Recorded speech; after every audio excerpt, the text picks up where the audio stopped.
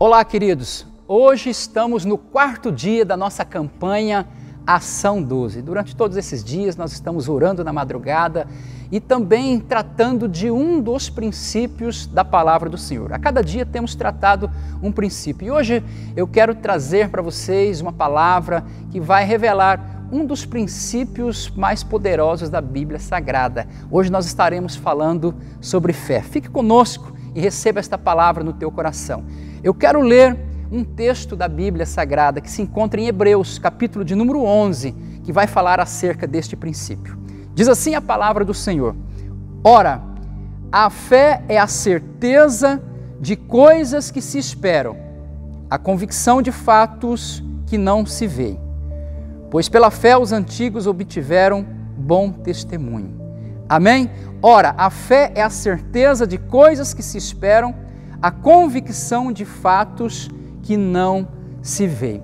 Esse princípio é poderoso, esse princípio é muito forte aos nossos corações, porque a Bíblia vai dizer que o justo, o homem justo, ele caminha por fé e não por vista. Então, se o homem caminha por fé e não por vista, é a fé que te move ao destino planejado por Deus. É a fé que te leva à realização e à conquista das coisas que ainda não foram conquistadas e a realização daquilo que ainda não foi realizado. Perceba bem, para que você entenda o que é fé, e é a pergunta que eu te faço: qual é a tua visão acerca desta palavra tão pequena, porém tão poderosa? Tá? O que é fé para você e que tipo de fé você tem vivido? É sobre isso que nós vamos tratar aqui. O que é fé? Diz a Bíblia, no versículo que lemos, que a fé é uma certeza. A fé é a certeza das coisas que se esperam. Então veja bem, a fé é uma certeza e a fé também é uma convicção. Então eu tenho certeza e tenho também uma convicção de algo que eu ainda não conquistei, não realizei ou que eu ainda não vi. A fé é uma certeza, a fé é uma convicção acerca de algo ou acerca de alguma coisa. Mas nós precisamos entender que existem medidas de fé, pois diz a Bíblia em Romanos capítulo 12, no versículo de número 3, que Deus deu ao homem, Deus deu a cada um de nós uma medida, uma porção, a cada um de nós é nos dado uma medida de fé. E a minha pergunta é: que tipo de fé você tem vivido? Qual é a sua fé? Em primeiro lugar, nós precisamos entender que a fé não é uma exclusividade nossa, não. A fé não é uma exclusividade do povo cristão.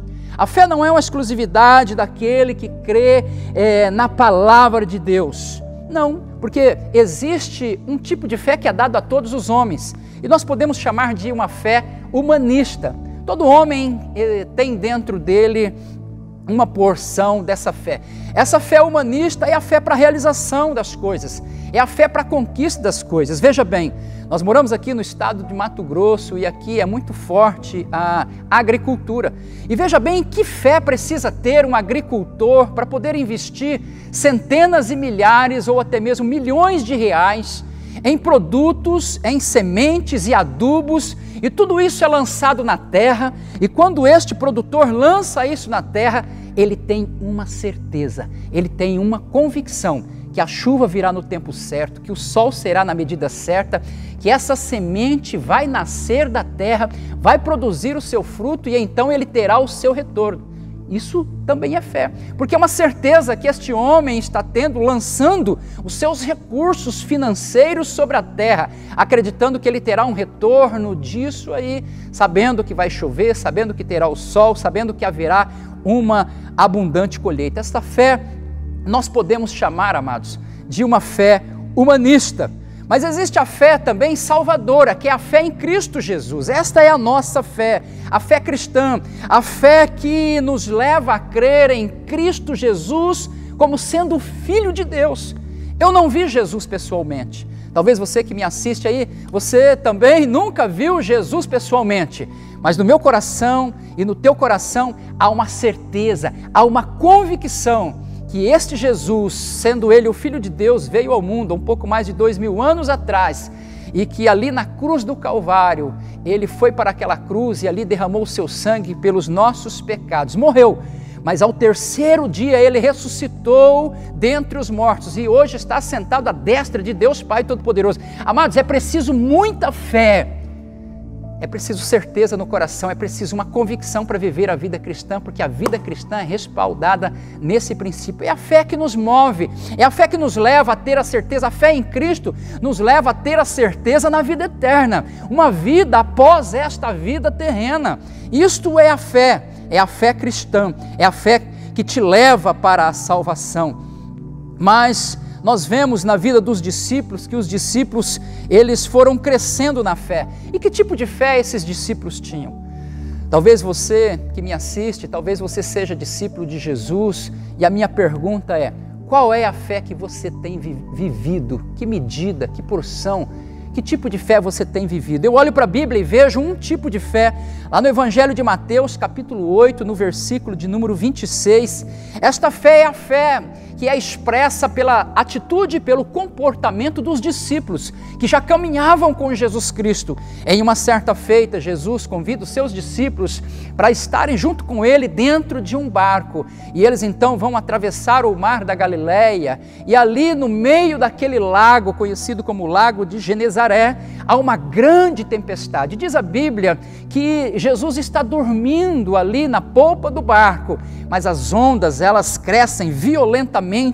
Então os discípulos, apavorados, vão até Jesus e acordam Jesus, dizendo para Jesus: Jesus, o Senhor não está percebendo que nós vamos perecer?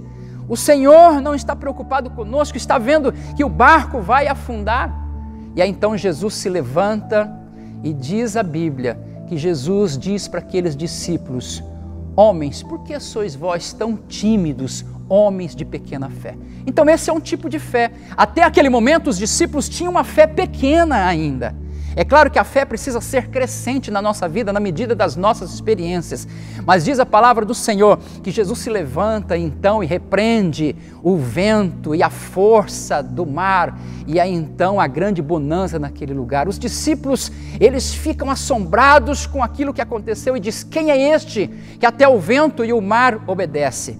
Mas eu quero me deter aqui quando Jesus diz para eles: homens de pequena fé. Eram discípulos, já caminhavam com Jesus Cristo, estavam lado a lado com Jesus, com certeza já tinham visto alguns milagres, mas a fé no coração daqueles discípulos ainda é pequena. Então a fé pequena é a fé que se desespera nos momentos de aflição. A fé pequena é a fé daquela pessoa que leva a pessoa em uma aflição, em angústia, achando que Jesus esqueceu, que Deus não está mais olhando para aquela situação, que Jesus está dormindo. A preocupação dos discípulos ali era que Jesus estava dormindo, mas não se esqueça, Jesus estava dormindo como homem, mas a minha Bíblia vai dizer que como Deus ele não dorme, ele é o atalaia de Israel, ele está acordado e ele está sempre olhando para as nossas aflições. Mas a fé pequena nos leva a um desespero nos momentos que as ondas vêm contra nós, que os problemas nos cercam e nos rodeiam. A fé pequena leva a pessoa a um desespero, porque ela ainda não confia totalmente. Eu olho para a Bíblia e também vejo um segundo tipo de fé. Já esta é uma grande fé. Lá no Evangelho ainda de Mateus, capítulo 8, no versículo de número 10, que relata uma história. Jesus só vai dizer para duas pessoas que essas pessoas tiveram grande fé durante o ministério terreno dele aqui nessa terra.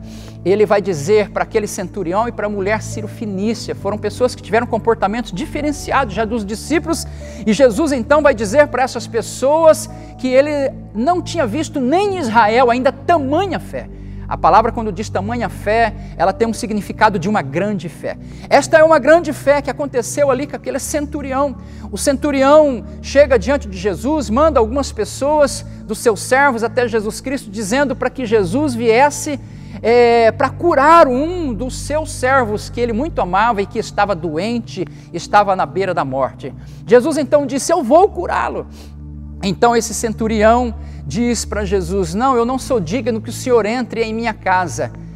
Senhor, basta apenas uma palavra, porque eu também sou homem sujeito à autoridade.